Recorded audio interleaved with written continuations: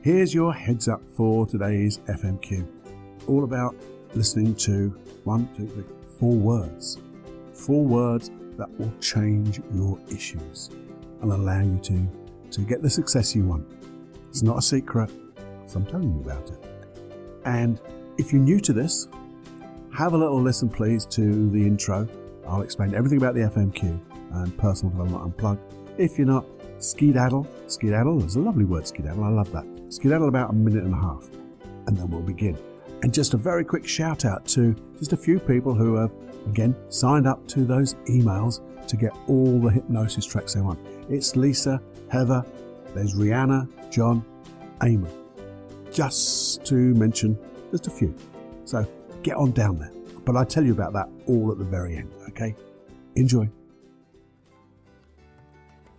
This is a FMQ, the 5-minute quickie podcast from me, Paul Clough, from this niche of one, hopefully a niche of one, of unplugged personal development.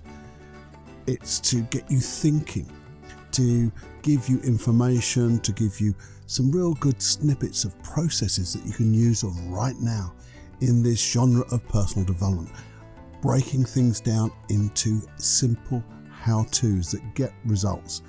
Minimum amount of effort to get the maximum amount of return and make life brilliantly good. Because in this world of personal development, self-improvement, I believe things have been made far too complicated. Or people are talking about things that they just do and they don't explain how they did them. And I'm creating processes to enable you to get those type of results easily and effortlessly. And more importantly, simply, because as Einstein once said, in simplicity there's genius, so therefore we're going to create things simple. Simples. I want you to encourage you to have your dreams, to notice that sometimes when you haven't got them, it wasn't your fault.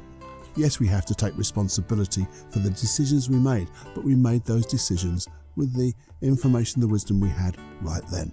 And now you've got a chance to really create the world you want to live in and create the you want to be fully integrated, being authentic, singing from the right voice, not the right voice, your voice, and become part of this unplugged personal development team, this family, this thing that we're creating, and sharing everything we do with everybody.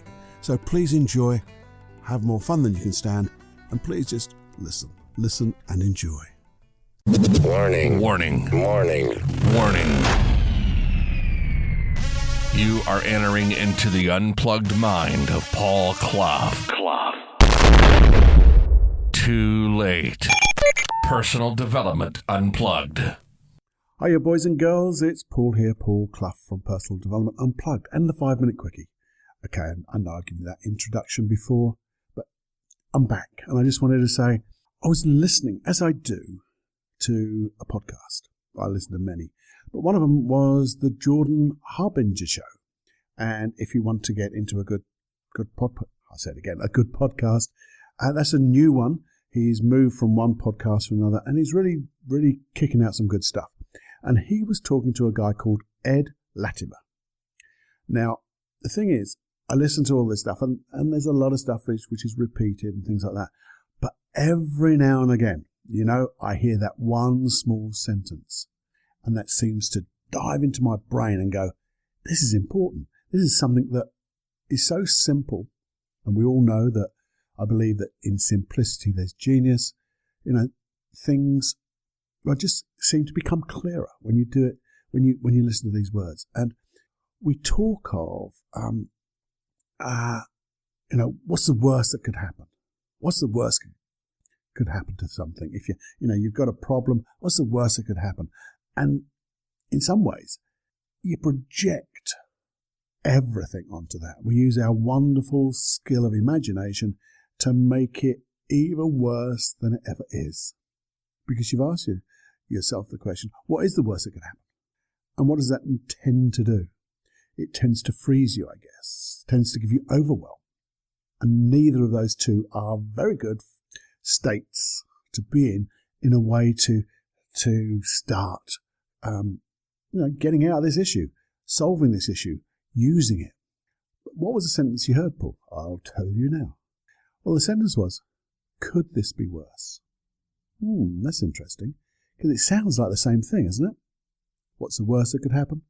Could this be worse? But it's not, you see, because when you say, could this be worse, it brings you back into the now. Whereas, what's the worst could this be, could it get, means you go into the future and imagine the worst. But here, when you say, could this be worse, it like grounds you. It grounds you into the now, and it tells you, when you think of, could this be worse, that it hasn't happened yet. And that's where the overwhelm suddenly disappears. Because you're in the now, and you know it hasn't happened, and you know now that this is an issue that you can resolve. Because you can now see the dangers, and you can mitigate them. You can do all manner of wonderful things. You can start to set your state. You can start to get your intention ready. You can start to notice what resources you want. And we'll talk about that in a minute. But it's as if it brings it right into the now, which is a wonderful reframe. I believe it's a wonderful reframe for that problem. And yet, it also says you can be grateful. Say what, Paul? You can be grateful for this issue? Well, you can be grateful for this issue that it could be worse and it's not. That's one good thing. And you'll also be grateful that you're here to solve it in the now. And you're not overwhelmed. You are looking at it dispassionately. You're getting advice from your unconscious mind. Could this be worse? What can we do about it? Another good question after that. How can I resolve this? How can I learn from this? Hey, get into detail now. But all by changing and reframing that question. Could this be worse? I really think you should write that down in Jenny Journal somewhere and say, remember this. Remember these words. They could save your life one day. That's a bit big, Paul, but you could really use them to diffuse situations. And I think it does. It takes the passion out of it. And not passion, the emotion, the negative emotions out of it. So let's look a little bit deeper. You see, when we explore, could this be worse? I said before, it tells you it hasn't happened. But as you notice the things that could be worse, that haven't happened yet, you can ask the question, well, what would I need to do to ensure that doesn't happen? To mitigate that? What resources would I need to access? Maybe, and that could be internal resources, but it could also be external resources. Who would I need to see? Who would I need to tell?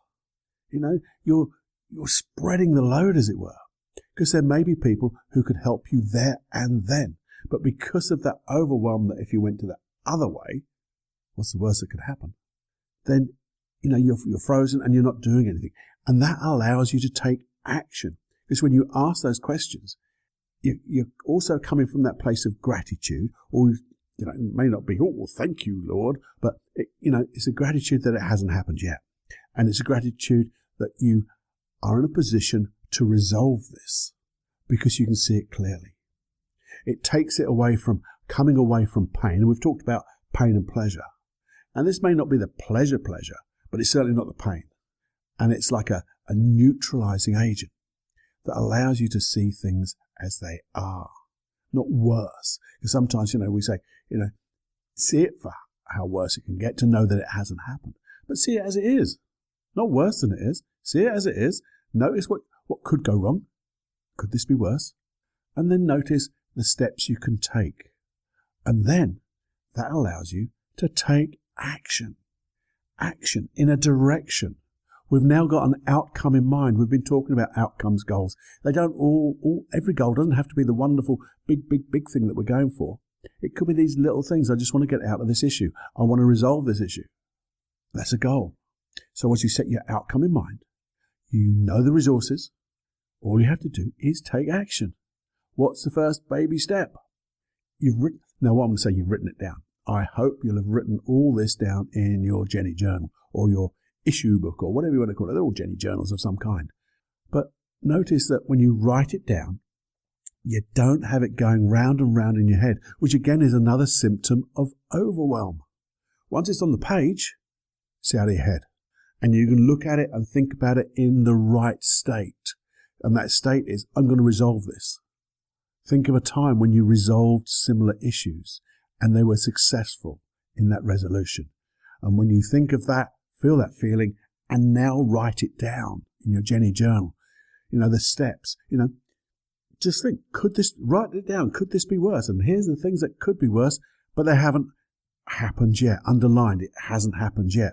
What do I need to resolve this? What can I learn from this? Because you don't want to keep doing the same bloody things over and over again, do you? So take those learnings into another place, because you may find, as you understand the learnings, these problems don't occur again. Or you also notice at the unconscious level, maybe the conscious level, that if you have a similar issue, you can resolve it before it becomes an issue. Wonderful ways of learning. And if you write down what you did, measure what you've done, because what gets measured gets done, so you can notice how well you're doing. Remember those 5 keys of success I keep talking about? Outcome in mind. Take your massive action.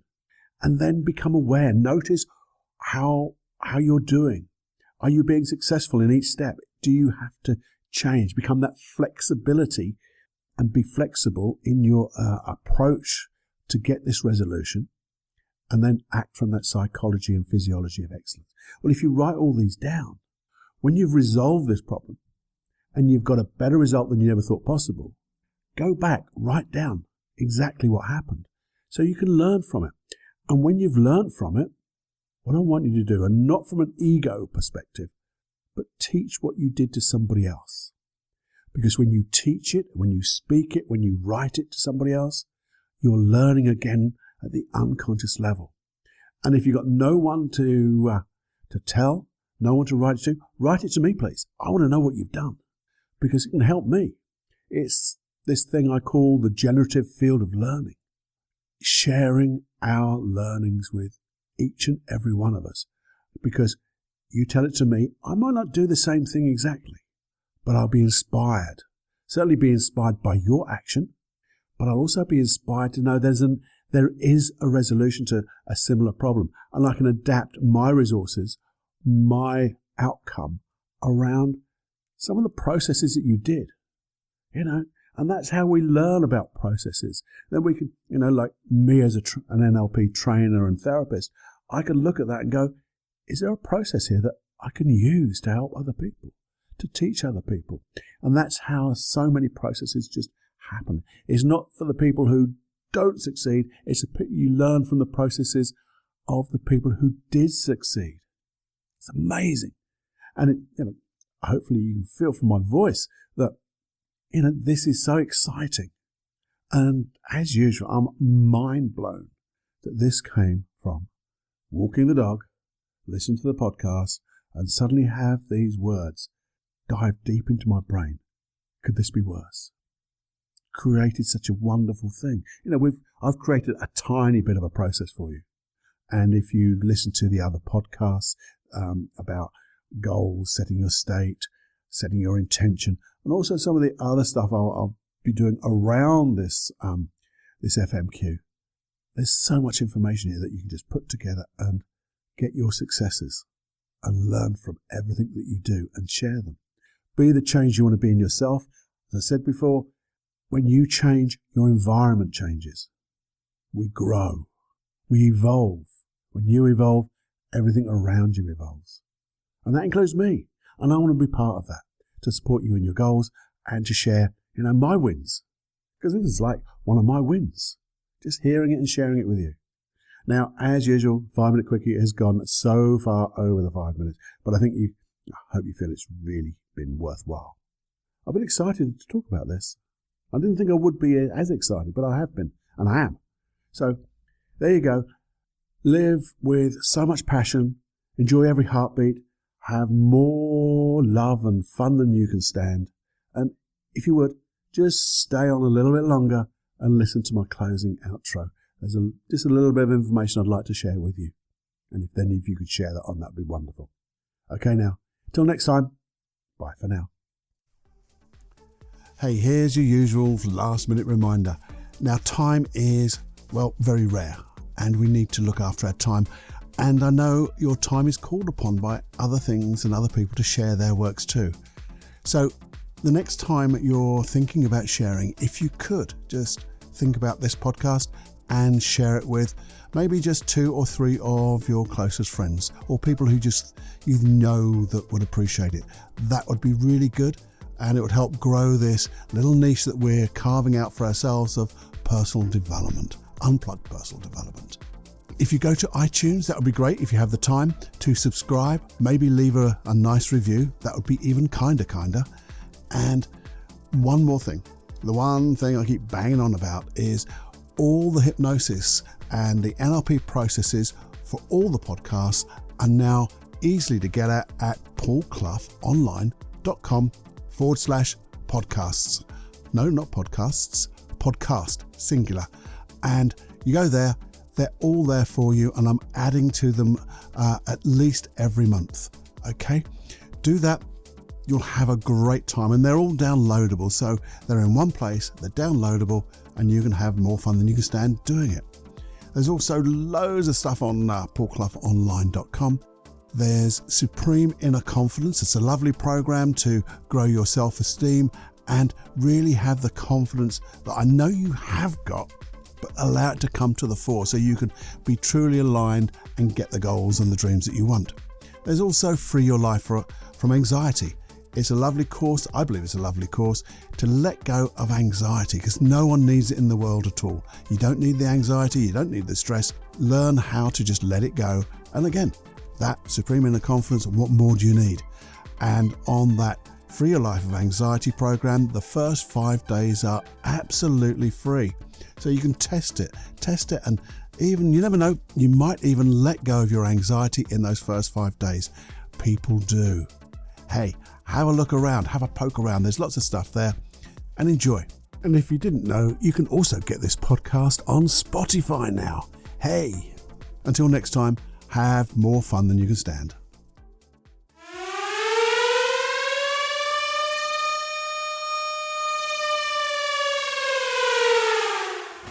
Warning, you are now leaving the unplugged mind of Paul Clough. It's time to fly on your own. Be brave, my friend. Personal Development Unplugged.